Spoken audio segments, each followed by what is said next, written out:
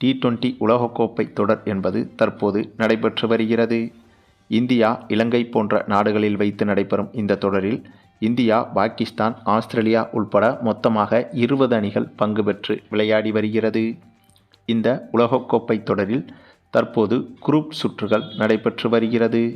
இந்த குரூப் சுற்றுகள் முடிந்த பிறகு அதனைத் தொடர்ந்து சூப்பர் 6 சுற்றுகள், அதற்கு பிறகு செமிஃபைனல், அதனைத் தொடர்ந்து ஃபைனல் என்று இந்த T20 உலகக்கோப்பை தொடர் ஒவ்வொரு கட்டங்களாக நடைபெற இருக்கிறது. அதே சமயம் இந்த தொடரில் கலந்து கொள்ளும் 20 அணிகளும் இந்த குரூப் சுற்றுகளில் 5 அணிகளாக பிரிந்து விளையாடி வருகிறது.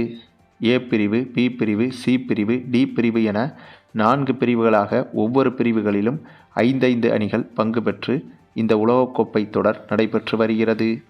இதில் ஒவ்வொரு பிரிவிலும் 2 பெரிய அணிகள், 3 சிறிய அணிகள் என்ற வீதம் பிரிக்கப்பட்டுள்ளது. அப்படியாக பிரிக்கப்பட்டுள்ள பிரிவுகளில் ஏ பிரிவில்தான் நம்முடைய இந்திய அணி பங்கு பெற்றிருக்கிறது.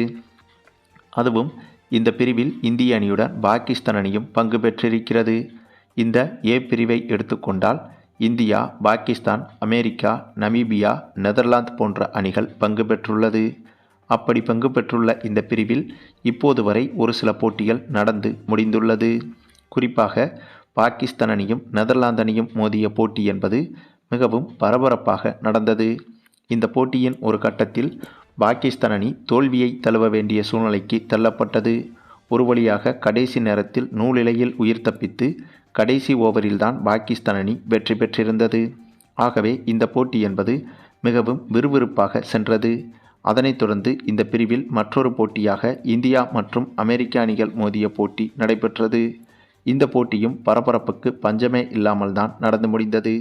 ஏனென்றால் இந்த போட்டியில் முதலில் பேட்டிங் செய்த இந்திய அணி முதல் 12 ஓவர்களிலேயே குறைந்த ரன்களில் 6 விக்கெட்டுகளை இழக்க, ஆனாலும் கூட அதற்கு பிறகு தனி ஆளாக போராடி இந்திய அணியை இந்த போட்டியில் மீட்டு கொடுத்தார் இந்திய கேப்டன் சூரியகுமார் யாதவ். இதனால் போட்டி தொடங்கி முதல் பாதியிலேயே இந்திய அணியின் வெற்றி சாத்தியம்தானா என்று தோன்ற வைத்து விட்டது கத்துக்குட்டி அணியான அமெரிக்க அணி. ஆனாலும் இரண்டாவது பாதியில் அமெரிக்க அணியை எளிதாக வீழ்த்தி இந்திய அணி அபாரமான வெற்றியை பெற்றது.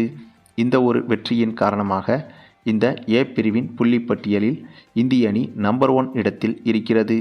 அது மட்டுமில்லாமல் இந்த குரூப் சுற்றுகளில் இந்திய அணி மற்ற அணிகளை வீழ்த்துவதை காட்டிலும் புள்ளி பட்டியலில் அதிக ரன் ரேட்டை பெற்று நம்பர் 1 இடத்தில் இருப்பது மிக மிக அவசியம்.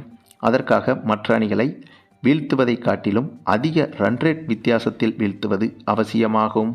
ஏனென்றால் அடுத்தடுத்த சுற்றுகளில் ஒருவேளை மழையாலோ அல்லது வெளிச்சம் குறைவதினாலோ போட்டி தடைப்பட்டால் அந்த சமயத்தில் புள்ளி பட்டியலில் மேலே இருக்கும் அணிதான் அடுத்தடுத்த சுற்றுக்கு விளையாடாமலேயே தகுதி பெற முடியும். ஆகவே அந்த ஒரு காரணத்தால் இப்போது நடைபெறும் ஒவ்வொரு போட்டிகளிலும் இந்திய அணி அதிக ரன் ரேட் வித்தியாசத்தில் வெற்றி பெற்று புள்ளி பட்டியலில் நம்பர் 1 இடத்தை கைப்பற்ற வேண்டியது அவசியமாகும். அதை இந்திய அணி இப்போது வரை சூப்பராகவே செய்து வருகிறது. அதுவும் இந்த உலகக்கோப்பை தொடர் என்பது இந்தியா, இலங்கை போன்ற நாடுகளில் வைத்து நடைபெறுவதால் அது இந்திய அணிக்கு கூடுதல் சாதகமாகவே இருந்து வருகிறது. அதுவும் அமெரிக்க அணியை வீழ்த்திய கையோடு இந்திய அணிக்கு அடுத்த போட்டியாக இப்போது நமீபியா அணியுடன் போட்டி ஒன்றில் விளையாடி வருகிறது. இந்த போட்டியில் இந்திய அணி எளிதாக வெற்றி பெற்றுவிடும் என்றுதான் எதிர்பார்க்கப்பட்டது. ஏனென்றால் நமீபியா போன்ற கத்துக்குட்டி அணியை இந்திய அணி எளிதாகவே வீழ்த்திவிடும். ஆக அந்த ஒரு எதிர்பார்ப்பில்தான் இந்த போட்டி தொடங்கியது. அப்படி தொடங்கிய இந்த போட்டியில் நம்முடைய எதிர்பார்ப்பையும் தாண்டி ஒரு சம்பவம் நடைபெற்றது. ஆமாங்க, இந்த போட்டி தொடங்கி முதலில் பேட்டிங் செய்த நமீபியா அணியை பொறுத்தவரையில் வெறும் 97 ரன்களுக்கு நமீபியா அணி ஆல் அவுட் ஆனது. அந்தளவுக்கு இந்திய அணியின் பந்து வீச்சு என்பது இந்த போட்டியில் மிக மிக சிறப்பாகவே இருந்தது. மேலும் இதுபோன்ற கத்துக்குட்டி அணிகளை இந்திய அணி எளிதாகவே கையாளும். அதுவும் இந்தியாவில் வைத்து வேறு இந்த தொடர் நடைபெறுவதால் இந்திய அணியை இதுபோன்ற கத்துக்குட்டி அணிகளால் ஒன்றுமே செய்ய முடியாது. அதற்கு ஒரு உதாரணம்தான் இதற்கு முன்பு நடைபெற்ற அமெரிக்க அணிக்கு எதிரான போட்டி. ஏனென்றால் இந்த போட்டியில் கிட்டத்தட்ட இந்திய அணி பேட்டிங் செய்யும் போது முதல் 12 ஓவர்களிலேயே 6 விக்கெட்டை வீழ்த்தி சுருட்ட நினைத்தது அமெரிக்க அணி. ஆனால் அமெரிக்க அணிக்கு சரியான பதிலடி கொடுத்திருந்தது இந்திய அணி. அதாவது இவ்வளவு பெரிய சரிவிலிருந்து அசால்ட்டாக மீண்டு வந்திருந்தது இந்திய அணி. இதுதான் இந்திய அணிக்கு சொந்த மைதானம் என்ற அட்வான்டேஜ் என்பது மிகவும் கை கொடுக்கிறது என்பதை புரிந்து கொள்ள முடிகிறது. அதனால்தான் அமெரிக்க அணிக்கு எதிரான போட்டியில் இந்திய அணி அதல பாதாளத்திற்கு சென்றாலும் கூட உடனே மேலே வந்து பிரம்மாண்ட வெற்றியை பெற்றது. இப்போது அதேபோல இந்த நமீபியா அணிக்கு எதிரான போட்டியிலும் பந்து வீச்சில் மிரட்டலாக வீசியிருந்தது இந்திய அணி. பின்னர் 98 ரன்கள் எடுத்தால் வெற்றி என்ற இலக்கோடு இந்த போட்டியில் இந்திய அணி களமிறங்கியது. அதுவும் இந்த போட்டியில் நமீபியா அணியை வெறும் 97 ரன்களில் ஆல் அவுட் செய்ததே இந்திய அணிக்கு மிகப்பெரிய சாதனையாக பார்க்கப்பட்ட நிலையில், இந்திய அணி பேட்டிங் செய்யும்போது அதைவிட அரிய சாதனை ஒன்றும் நடைபெற்றது. ஆமாங்க, இந்திய அணி இந்த போட்டியில் பேட்டிங் செய்ய களமிறங்கி எந்தவித பதட்டமும் இல்லாமல் அசால்ட்டாக பேட்டிங் செய்து வந்தது. குறிப்பாக ஓப்பனிங் இறங்கிய அபிஷேக் சர்மாவும் இசான் கிசானும் அதிரடியாக விளையாடி வர, இதனால் இந்த போட்டியில் இந்திய அணி பவர் பிளே ஓவர்களுக்கு முன்னதாகவே எளிதாக வெற்றி பெற்றுவிடும் என்றுதான் எதிர்பார்க்கப்பட்டது. அந்தளவுக்கு இந்திய அணியின் பேட்ஸ்மேன்கள் கொடூரமான அதிரடியை வெளிப்படுத்தி வந்தனர். அந்த சமயத்தில் சரியாக 3வது ஓவரின் 5வது பந்தை நமீபியா அணியின் பவுலர் வில்லியம் பீட்டர் என்ற பவுலர் பந்து வீச, அந்த பந்தை அபிஷேக் சர்மா எதிர்கொண்டார். அப்போது அந்த பந்தை வில்லியம் என்ற பவுலர் நோபாலாக வீச, அந்த பந்தை சிக்ஸருக்கு பறக்க விட்டார் அபிஷேக் சர்மா. பின்னர் அந்த பந்துக்கு ரீபால் போடுவதற்கு மீண்டும் 3வது ஓவரின் 5வது பந்தை வில்லியம் என்பவர் வீச, அது மிகவும் அகலமான ஒயிடு பாலாக சென்று பின்பக்கமாக விக்கெட் கீப்பரால் பிடிக்க முடியாமல் பவுண்டரிக்கு சென்றது. இதனால் அப்போதே அந்த பந்தை வீசுவதற்கு முன்பாகவே அந்த ஓவரில் 11 ரன்கள் இந்திய அணிக்கு கிடைத்துவிட்டது.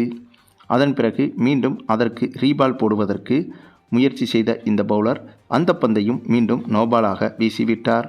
அந்த நோபாலையும் மீண்டும் சிக்ஸருக்கு பறக்கவிட்ட அபிஷேக் சர்மா, இதனால் அந்த ஒரே ஒரு பந்து வீசப்படுவதற்கு முன்பாகவே இந்திய அணிக்கு 18 ரன்கள் வரை அந்த ஓவரில் கிடைத்துவிட்டது. அதனைத் தொடர்ந்து மீண்டும் அந்த ஓவரின் 5வது பந்தை இந்த பவுலர் வீச, அது மீண்டும் ஒய்டாக விக்கெட் கீப்பரையும் தாண்டி செல்ல, அப்போது இந்திய அணி ரன்களை எடுப்பதற்கு வேகமாக ஓடியது. அந்த சமயத்தில் விக்கெட் கீப்பர் விரட்டி சென்று அந்த பந்தை எடுத்து துரோ எறிவதற்குள்ளாகவே இந்திய அணி 3 ரன்களை ஓடிவிட்டது. அதற்கு பிறகு அந்த பந்தை ஒரு வழியாக கடைசியாக சரியாக வீச, ஆனால் அந்த பந்தில் இந்திய பேட்ஸ்மேன் எந்த ரன்னும் எடுக்க முடியாமல் பந்தை பின்பக்கமாக தவறவிட்டார். இதனால் அந்த பந்து சரியாக வீசப்பட்ட பந்தாக மாறியது. குறிப்பாக ரன்கள் ஏதும் இல்லாமல் மாறியது. இதனால் அந்த ஒரே பந்தில் இந்திய அணிக்கு மொத்தமாக 22 ரன்கள் வரை கிடைத்திருந்தது.